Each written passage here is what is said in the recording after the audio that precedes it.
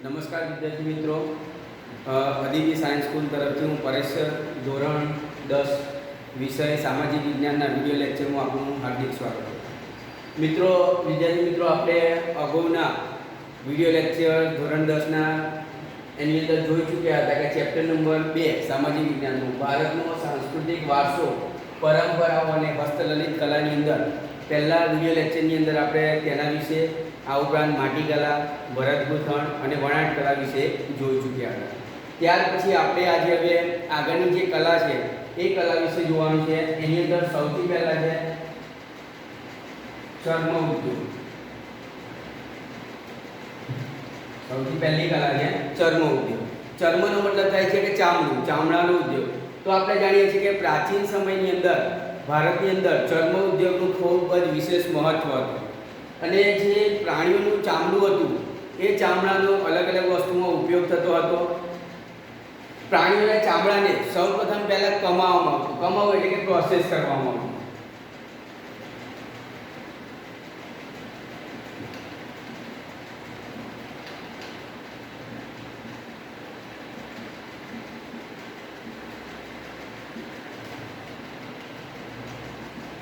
બરાબર.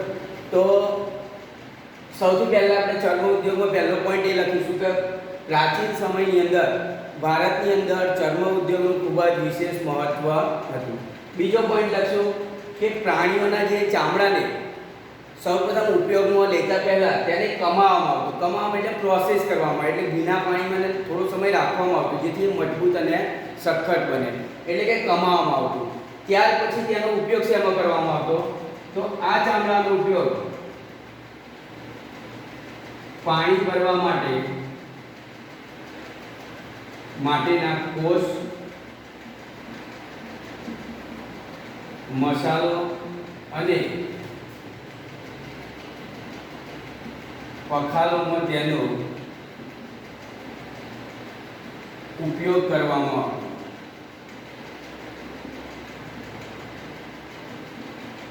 એટલે કે આપણે જોઈએ કે જે પ્રાણીઓનું ચામડું હતું એને કમાણ એટલે પ્રોસેસ કરવામાં આવતી અને મજબૂત એ ઉપયોગમાં લેવાય તે પ્રમાણેનું બનાવવામાં આવતું. ત્યાર પછી તેનો ઉપયોગ જે ખેતી કરવા માટે આપણે જાણીએ છીએ કે પ્રાચીન સમયની અંદર જ્યારે આ મોટરો કે ભાઈ શું કહેવાય પેલી જે પાણી ખેંચવા માટેના જે કંઈ મશીનો ન હતા ત્યારે આપણે અમુક જૂના ફિલ્મોમાં જોઈએ તો કૂવાની અંદર કોષ દ્વારા, એટલે કે બે બળદો હોય એ પાણીની અંદર પેલું જે હોય એ કોષ અંદર, એટલે કે ચામડાની પ્રમાણેનું આમ પાણી ભરવાનું, જેમ અત્યારે આપણે પીપળું હોય એ પ્રમાણે ચામડાનું બનાવેલું આવે કોથળી જેવું, જેમ આપણે અનાજ ભરવા માટે કોથળાનો ઉપયોગ કરીએ એવું બનાવેલું હોય. એટલે કે બળદો કૂવાની નજીક આવે એટલે એ જેમ કૂવામાં ડોલ નાખીએ અને ચામડાનું બનાવેલું કોષ અંદર જાય અને જેમ બળદો ચાલતા ચાલતા આગળ જાય એમ પેલું પાછું ઉપર શું થાય, કોષ ઉપર આવે.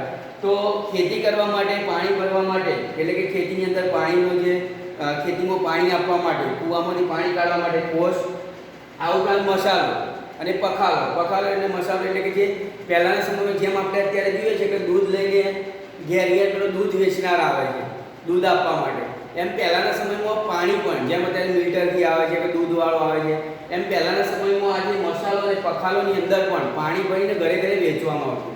તમને જો કદાચ તમે ભણ્યા હોય અગાઉના ધોરણની અંદર ગુજરાતી વિષયમાં એક વાર્તા આવતી કે ઝુમો ભીસ્તી કહીને, એ ઝુમો ભીસ્તી વાર્તાની અંદર કદાચ અથવા કોઈ જૂની બુક મળે તો તમે વાંચી શકો છો અથવા સર્ચ મારજો તમે કે ઝુમો ભીસ્તી નામનું જે ગદ્ય છે પાઠ એ આવતો હતો. તે એની અંદર જે મુખ્ય પાત્ર ઝુમો હોય છે એ પણ પાણી એક જગ્યાએથી બીજી જગ્યાએ આપવા માટે જતો હતો. પાડા ઉપર આ રીતે મસાલો, પખાલો મૂકી અને પાણી એક જગ્યાએથી બીજી જગ્યાએ આપવા જતો. તે પાણી ભરવા માટે મસાલો, પખાલોનો પણ તેનો ઉપયોગ કરવામાં આવતો હતો. આ ઉપરાંત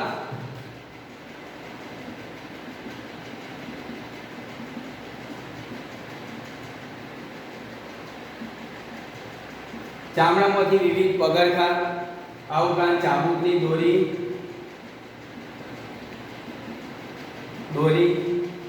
આ ઉપરાંત યુદ્ધમાં વપરાતી ઢાલ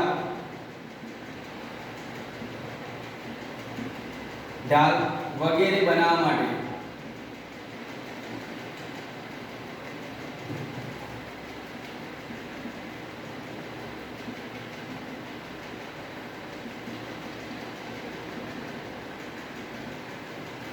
એટલે ચામડામાંથી વિવિધ પ્રકારના પગરખાં બનાવવામાં આવતા હતા. ચાબુકની જે દોરી જે પેલા ઘોડાને મારવા માટે અથવા એ કરવા માટે જે ચાબુકની દોરી આવતી હતી, એ ચાબુકની દોરી એમાંથી બનાવવામાં આવતી. યુદ્ધની અંદર જે ઢાલ વપરાતી, પછી એ તો ધાતુ વિદ્યાની શોધ થઈ, લોખંડની ઢાલ આવી.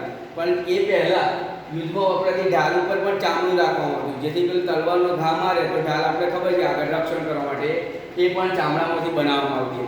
આ ઉપરાંત એ સમયે સંગીતના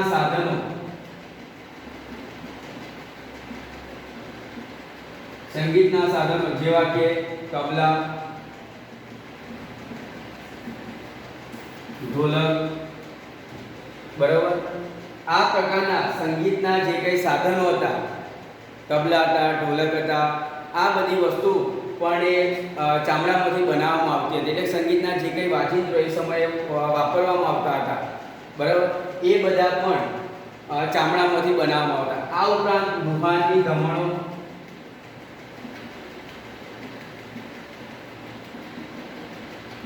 પણ ચામડામાંથી બનાવવામાં આવતી. લુહારની ધમણ એટલે આપણને ખબર છે કે અત્યારે આપણે જોઈએ કે હવે મશીનરો આવી ગયા, ને પહેલાં કેવું હતું કામ એ કરી, અત્યારે પણ અમુક જગ્યાએ આપણે જોઈએ આમને કંઈ ફેરવવામાં આવે જેથી હવા ફેંકે, એ પ્રમાણે એ વખતે ચામડાની મોટી અનાજ પ્રકારની હોય તો આ રીતે આમ ઊંચા નીચી કરવામાં આવે લાકડાથી, તો ચામડાની અંદર એ થાય, હવા ભરાય અને હવા બહાર ફેંકવામાં આવતી. તો આ છે લુહારની ધમણો, એટલે કે લોખંડને જે ગરમ કરી ટીપીને આકાર આપવા માટે કોલસાની અંદર ગરમ કરવામાં આવે, જે હવા ફૂંકવામાં આવે એટલે કોલસા સળગે અને પેલું લોખંડ પીગળે અને પછી જે પ્રકારનો હોય આકાર આપી શકાય. તો આ પ્રકારની લુહારની ધમણો પણ ચામડામાંથી બનાવવામાં આવતી હતી. આ ઉપરાંત આપણે જોઈએ તો ચામડાના પગરખા, મોજડી, ચામડાના પટ્ટા, પાકીટ, આ પ્રકારની અલગ અલગ વસ્તુઓ ચામડાની બનાવવામાં આવતી. આ ઉપરાંત ઊંટ અને ઘોડા ઉપર મૂકવામાં આવતા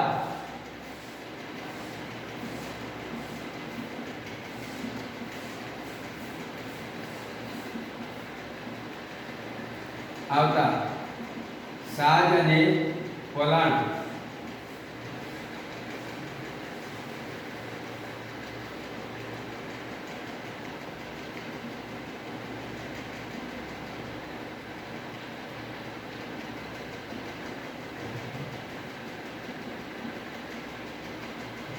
એટલે કે ઊંટ અને ઘોડા ઉપર જે પલાણ એટલે બેસવાનું આવતું, એની જે લગામ હતી, પલાણ હતું, આ બધી વસ્તુ પણ એ ચામડાની બનાવવામાં આવતી. જે ઘોડાના મોઢાની અંદર ઘોડાને રોકવા માટે, ખેંચવા માટે જે લગામ હોય, એ લગામની દોરી પણ ચામડાની રાખવામાં આવતી. સાજ, પલાણ, આ બધી વસ્તુ એ પણ ચામડામાંથી બનાવવામાં આવતી હતી. આમ ભારતની અંદર પ્રાચીન સમયથી ચર્મ ઉદ્યોગને એક વિશેષ મહત્વ હતું અને એ સમયે અલગ અલગ પ્રકારની વસ્તુઓ ચામડામાંથી બનાવવામાં આવતી હતી.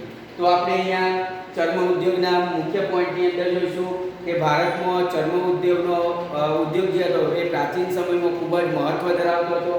પ્રાણીઓના ચામડાને સૌથી પહેલાં કમાવામાં આવતું, એટલે કે પ્રોસેસ કરવામાં આવતું, વસ્તુ બનાવવા માટે અને તૈયાર કરવામાં આવતું હતું. ત્યાર પછી ખેતી કરવા માટે, પાણી ખેંચવા માટેના કોષ, મસાલો અને પખાલામાં પણ ચામડાનો ઉપયોગ કરવામાં આવતો. આ ઉપરાંત ચામડામાંથી વિવિધ પગરખા, મોજડીઓ છે, અલગ અલગ પ્રકારની ભાત પ્રવાહની મોજડીઓ છે, એ પણ એટલે પગરખા, ચાબુકની દોરી, બરાબર, યુદ્ધમાં વપરાતી ઢાલમાં પણ ચામડાનો ઉપયોગ થતો હતો.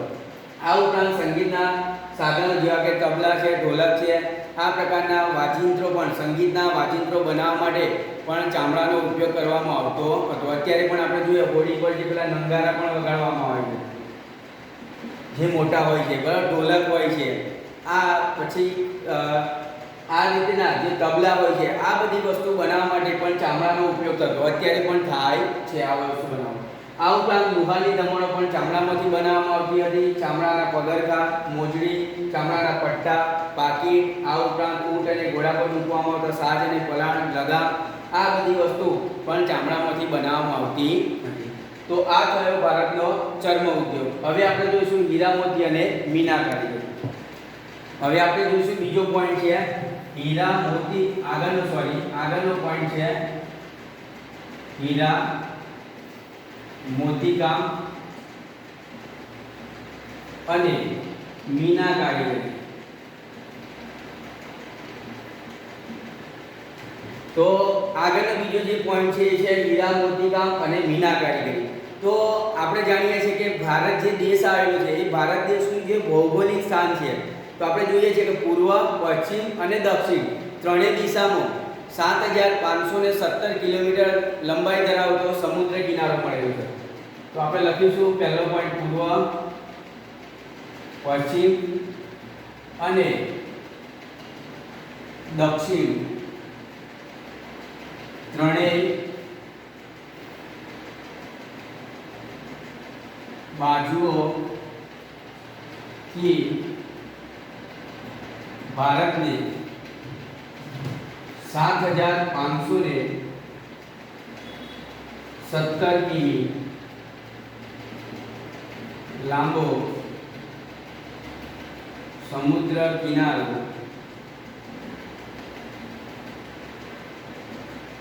સૌથી પહેલો પોઈન્ટ છે પૂર્વ, પશ્ચિમ અને દક્ષિણ ત્રણેય દિશાએ આપણે જાણીએ છીએ કે સમુદ્ર આવેલો છે અને એ સમુદ્ર આવેલો હોવાને કારણે ત્રણેય દિશા બાજુઓથી ભારતને 7517 કિમી લાંબો સમુદ્ર કિનારો મળેલો છે. એમસીક્યુમાં પૂછાય કે કેટલા કિમી લાંબો સમુદ્ર કિનારો મળે છે, તો 7517 કિમી.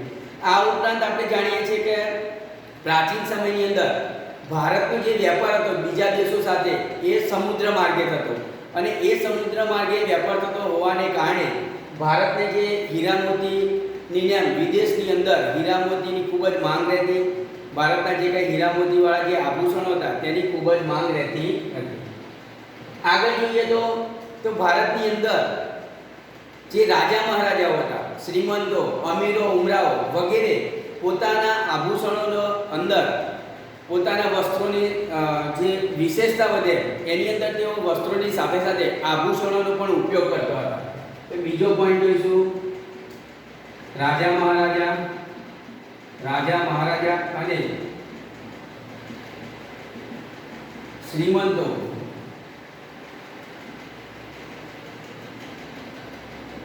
હીરાના આભૂષણનો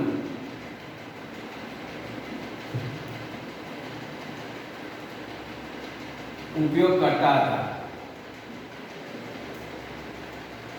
આ ઉપરાંત જોઈએ તો વિદેશમાં પણ ભારતના આ આભૂષણની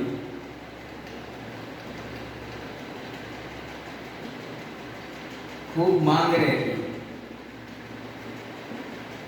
એટલે કે ભારતની અંદર જે હીરા મોતીના જે કંઈ આભૂષણો બનાવેલા હોય છે એ આભૂષણોની અંદર વિદેશની અંદર એટલે બીજા દેશોમાં પણ ખૂબ જ માંગ રહેતી. આ ઉપરાંત ભારતના જે રાજા હોય, મહારાજા હોય, શ્રીમંતો હોય એ હીરાના આભૂષણોનો ખૂબ જ ઉપયોગ કરતા હતા. આ ઉપરાંત જોઈએ તો ભારતની અંદર ગ્રેટ મુગલ અને કોહિનૂર નામના હીરા મળી આવતા હતા. આ એમસીક્યુમાં પૂછાશે, યાદ રાખવાનું. ભારતની અંદરથી કયા કયા બે મુખ્ય હીરાઓ મળી આવતા હતા? તો જે ગ્રેટ મુગલ અને કોહિનૂર નામના હીરાઓ પણ ભારતની અંદર મળી આવતા હતા. આ ઉપરાંત રાજા મહારાજાઓ, અમીર ઉમરાઓ પણ પોતાના જે કંઈ ગળાની અંદર હાર હોય, બાજુબંધ હોય, બરાબર છે, આ ઉપરાંત ગળામાં માળા હોય, માથે મુગટ હોય, તો એ બધા જે પહેરવાના જે કંઈ આભૂષણો હતા એ આભૂષણોની અંદર તેઓ હીરાનો ઉપયોગ કરતા હતા. ત્યાર પછી આપણે જોઈએ તો મોતીકામ. તો મોતીકામની અંદર મોતીકામનો સવિશેષ ગુજરાતની અંદર તેનું ખૂબ જ વિશેષ મહત્વ હતું.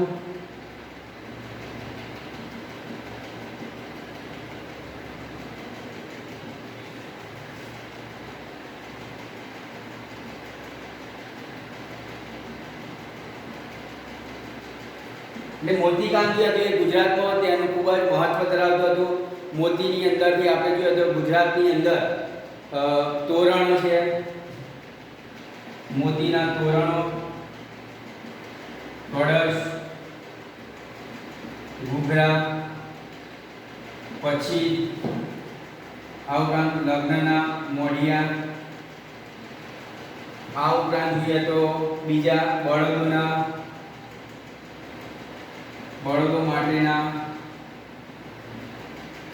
શિંગડા, શિંગડાની ઝૂલ ઝૂલ બરાબર. આ બધાની અંદર મોતીકામનો સવિશેષ ઉપયોગ થતો, એટલે કે ગુજરાતની અંદર તેનો ખૂબ જ વિશેષ ઉપયોગ થતો હતો.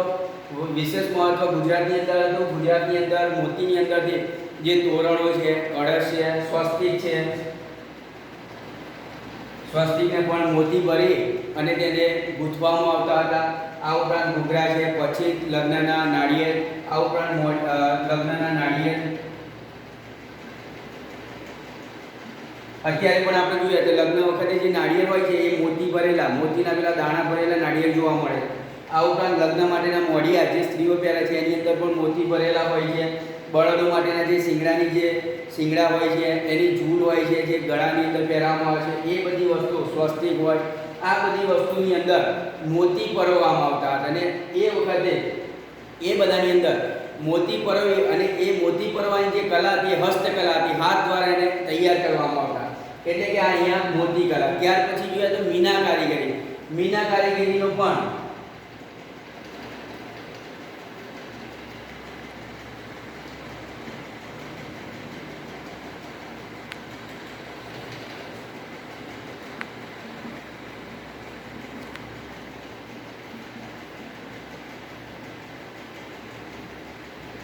એટલે મીના કારીગરીનું પણ ભારતની અંદર ખૂબ જ સવિશેષ મહત્વ હતું.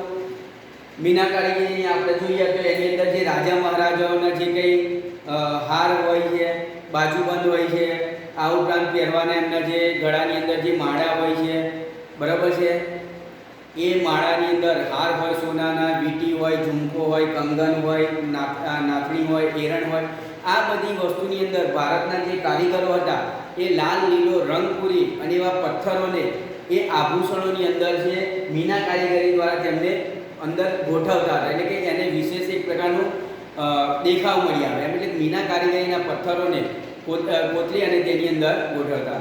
તો આ જે કારીગરો હતા એ મીના કારીગરીના કારીગરો તે સમયે દિલ્હી, લખનઉ, જયપુર વગેરેમાં જોવા મળતા હતા. એટલે કે આ સ્થળોએ ત્યાંનું એક વિશેષ મીના કારીગરીના કારીગરોનું ખૂબ જ વિશેષ મહત્વ હતું. તે સમયે દિલ્હી, લખનઉ, જયપુર, આગ્રાની અંદર આ કારીગરોનું ખૂબ જ વિશેષ મહત્વ હતું. તો આપણે અહીંયા જોયું હીરા મોતી મીના કારીગરી. એની અંદર આપણે પહેલો પોઈન્ટ જોયો પૂર્વ પશ્ચિમ અને દક્ષિણ ત્રણેય દિશાએ સમુદ્ર કિનારો હોવાથી ભારતને 7517 કિલોમીટર લાંબો સમુદ્ર કિનારો મળે છે. રાજા મહારાજાઓ શ્રીમંતો એ સમયે પોતાના જે આભૂષણો પહેરતા હતા એ આભૂષણોની અંદર તેઓ હીરાનો ઉપયોગ કરતા હતા. તેની અંદર નીલમ, પન્ના, પોખરજ, આ પ્રકારના જે કંઈ હીરાઓ હતા તેનો ઉપયોગ કરતા હતા. વિદેશની અંદર પણ ભારતના જે રત્નજડિત જે હીરાજડિત જે આભૂષણો હતી તેની ખૂબ જ માંગ રહેતી હતી. વિદેશમાં પણ તેની માંગ હતી. ત્યાર પછી આપણે જોયું કે ભારતની અંદરથી ગ્રેટ મુગલ અને કોહિનૂર નામના હીરા મળી આવતા હતા. આ ઉપરાંત આપણે જોયું કે રાજાના જે માથાનો મુગટ હોય, ગળાનો જે હાર હોય, બાજુબંધ હોય, આ બધી વસ્તુની અંદર અથવા તેના સિંહાસનો હોય છે એ પણ હીરાજડિત આભૂષણોનો તેઓ ઉપયોગ કરતા હતા, એટલે જે પૈસાદાર લોકો હતા તે. ત્યાર પછી આપણે જોયું કે મોતીકામ, તો ગુજરાતની અંદર તેનું સવિશેષ મહત્વ હતું. એ મોતીની અંદર જે તોરણો, કલાત્મક તોરણો, આ ઉપરાંત પગથિયા, કળશ, ઘૂઘરા, પછી લગ્નના મોઢિયા, બળદો માટેના ઝૂલ, સ્વસ્તિક, લગ્નના નાળિયેર, આ બધી વસ્તુ ઉપર પણ મોતીકામ એટલે કે કરવામાં આવતું અને હસ્તકલા કારીગરી હતી. ત્યાર પછી મીના કારીગરીમાં આપણે જોયું ભારતનું તેનું સવિશેષ મહત્વ હતું. અને ભારતના જે કારીગરો હતા એ ગળામાં પહેરવાનો હાર છે, નથડી છે, કંગન, ચાવીનો ઝુમકો, એરણ, આ બધાની અંદર આ જે મીના કારીગરીના જે પથ્થર હોય, લાલ લીલા રંગના પથ્થરોને વિશેષ રીતે તેની અંદર કોતરી અને પૂરતા હતા. અને આ કારીગરો દિલ્હી, લખનઉ, જયપુર, હૈદરાબાદ આની અંદર આ કારીગરો ખૂબ જ મહત્વની, એ સમયે આ શહેરો મીના કારીગરી માટે ખૂબ જ જાણીતા હતા. ત્યાર પછી આપણે હવે આગળનો પોઈન્ટ જોઈશું ધાતુકલા. આગળનો પોઈન્ટ છે ધાતુકલા.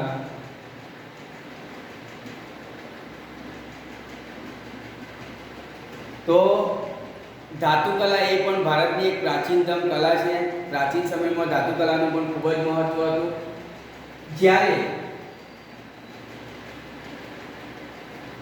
જ્યારે સૌપ્રથમ બીજી એની શોધ થતી નહીં હતી. પાષાણ યુગ પછી જ્યારે ધાતુની શોધ થઈ, પાષાણ યુગ હતો, આપણે જાણીએ છીએ કે સૌથી પહેલાં આદિમાનવે પથ્થરનો ઉપયોગ કરતો હતો. પથ્થરમાંથી આપણે અગર જોઈએ અગ્નિ પેટાવવા માટે પથ્થરનો ઉપયોગ કરતો હતો. પથ્થરની અંદરથી તેણે અલગ અલગ પ્રકારના ઓજારો બનાવ્યા હતા, હથિયારો બનાવ્યા હતા, પછી એની અંદરથી વસ્તુઓ બનાવતો હતો. એટલે કે પાષાણ યુગની અંદર, એટલે કે જ્યારે પથ્થરોનો યુગ હતો, ત્યાર પછી પાષાણ યુગ પછી જ્યારે ધાતુની શોધ થઈ ત્યારે ધાતુ કલાનું વિશેષ મહત્વ છે. એટલે કે પાષાણ યુગ પછી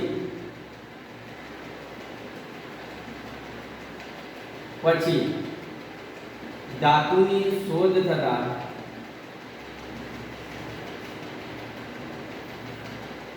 ધાતુ કલાનું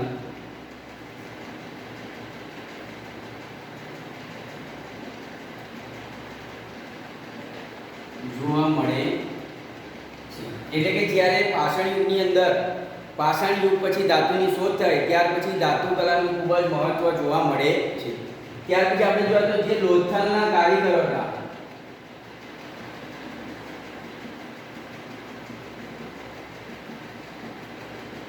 ધાતુમાંથી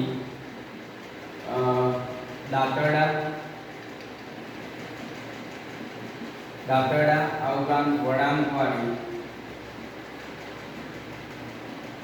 આરી, વળાંકવાળી કરવત,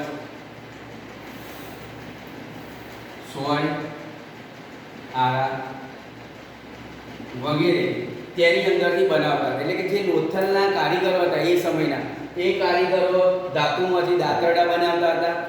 આ ઉપરાંત વળાંકવાળી કરવત, કાપવા માટેની કરવત, સોય બનાવતા હતા. આરા એટલે કે જે ગાળાના પૈડાની અંદર જે આરા ઉપયોગ કરવામાં આવે એ પણ લોખંડની અંદરથી બનાવતા હતા. આ ઉપરાંત ધાતુમાંથી વાસણો અને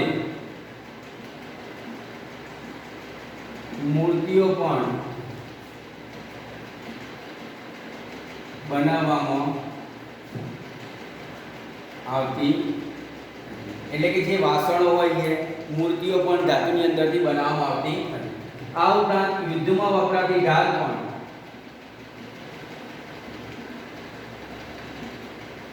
પણ ધાતુમાંથી બનાવવામાં આવતી. એટલે કે આપણે અગાઉ જોયું કે ચર્મયુગની અંદર, એટલે કે ચર્મયુગ જ્યારે જે હતો એની અંદર ચામડું હતું ત્યારે ચામડામાંથી ઢાલ બનાવવામાં આવતી. ત્યાર પછી ધીરે ધીરે ધાતુની થયું તો એ ધાતુની અંદરથી યુદ્ધમાં વપરાતી ઢાલ પણ એ ધાતુમાંથી બનાવવામાં આવતી હતી. આ ઉપરાંત આપણે જોઈએ તો સોના અને ચાંદી જેવી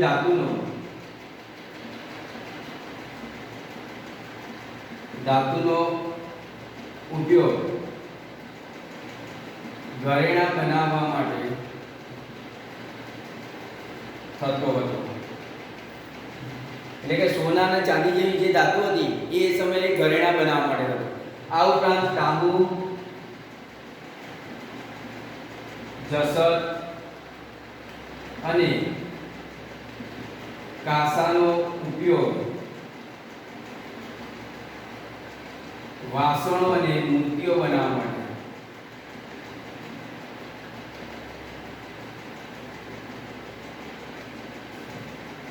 થતો. એટલે કે જે વાસણો અને મૂર્તિઓ બનાવવામાં આવતી હતી એ તાંબુ, જસત અને કાંસા જેવી ધાતુની અંદરથી બનાવવામાં આવતી હતી. ત્યાર પછી આપણે જોઈએ તો યુદ્ધ માટેના અસ્ત્રો અને શસ્ત્રો બનાવવા માટે લોખંડનો ઉપયોગ થતો. એટલે યુદ્ધની અંદર જે ભાલા છે, તીર છે, આવા જે અસ્ત્રો અને શસ્ત્રો બનાવવામાં આવતા, એ અસ્ત્રો અને શસ્ત્રો બનાવવા માટે, તલવાર છે, આ તે વસ્તુ બનાવવા માટે પણ લોખંડનો ઉપયોગ થતો હતો. એટલે કે આમ આપણે જોઈ શકીએ છીએ કે જે ધાતુ કલા છે એ ધાતુ કલા ભારતની પ્રાચીન કલાઓમાં વિશેષ સ્થાન ધરાવે છે. તેની અંદર પાષાણ યુગ પછી ધાતુની શોધ થતાં ધાતુ કલાનું મહત્વ વિશેષ જોવા મળે છે. ત્યાર પછી આપણે જોયું કે લોથલના કારીગરો દ્વારા ધાતુમાંથી દાંતરડા, વળાંકવાળી કરવત, સોય અને આરા વગેરે જેવી વસ્તુઓ બનાવવામાં આવતી હતી. આ ઉપરાંત ધાતુમાંથી વાસણો મૂર્તિઓ પણ બનાવવામાં આવતા હતા। આ ઉપરાંત યુદ્ધમાં વપરાતી ઢાલ અને યુદ્ધના અસ્ત્રો અને શસ્ત્રો પણ ધાતુમાંથી બનાવવામાં આવતા હતા। ત્યાર પછી આપણે જોયું સોના અને ચાંદી જેવી ધાતુનો ઉપયોગ ઘરેણાં બનાવવા માટે થતો હતો। તાંબુ, જસત અને કાંસાનો ઉપયોગ વાસણોની મૂર્તિ બનાવવા માટે કરવામાં આવતો હતો અને યુદ્ધોમાં વપરાતા અસ્ત્રો શસ્ત્રો બનાવવા માટે લોખંડનો ઉપયોગ કરવામાં આવતો હતો। તો આમ આપણે આજે ટોટલ ચર્મ ઉદ્યોગ, હીરામોતી, જરીકામ અને ધાતુ કલા વિશે જોયું। તો હવે આગળની જે કંઈ કલા છે એ આપણે આગળના વિડીયો લેક્ચરની અંદર જોઈશું। ત્યાં સુધી હવે મને રજા આપશો। નમસ્કાર।